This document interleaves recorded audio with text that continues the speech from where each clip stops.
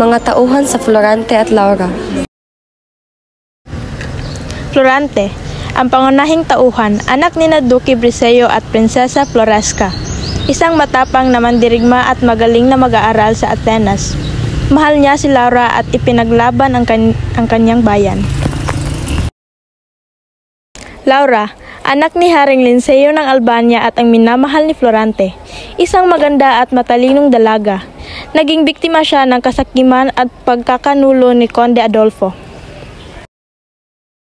Aladdin, isang mangdirigmang Moro at prinsipe ng Persia. Anak ni Sultan Ali Adab. Niligtas niya si Florante sa mga leon at nagpakita ng kabutihan sa kabila ng mga pagsubok.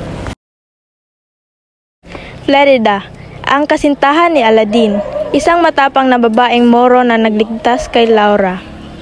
Conde Adolfo, ang taksil na kalaban ni Florante, anak ni Conde Sileno. Dahil sa inggit at kasakiman, sinubukan niyang patayin si Florante, agawin si Laura at angkinin ang trono ng Albania. Hari ng Crotona. Siya ang ama ni Prinsesa Floresca at lolo ni Florante. Menandro, ang matalik na kaibigan ni Florante, isang matapang na mandirigma at tapat sa kaibigan.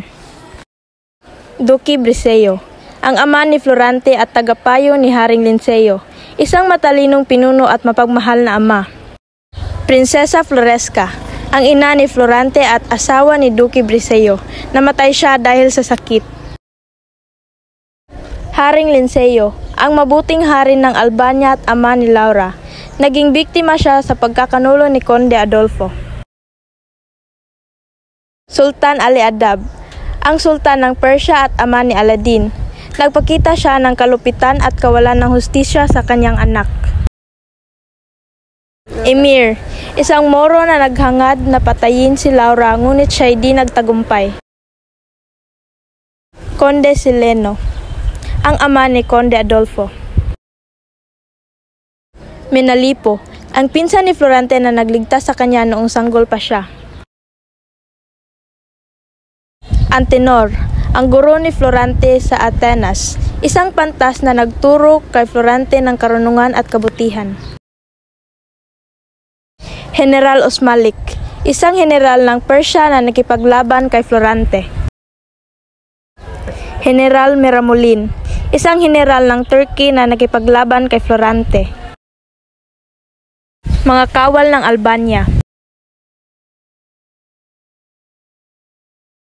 Mga kawal ng Moro.